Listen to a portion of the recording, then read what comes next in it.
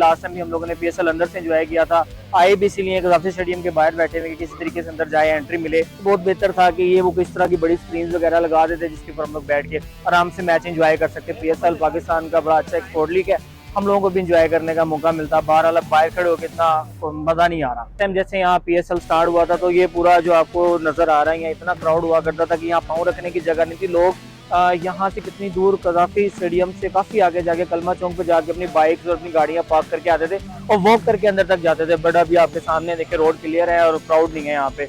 हमें इस पे देखना पड़ रहा है PSL, और बस जो गवर्नमेंट का फैसला उसके साथ है।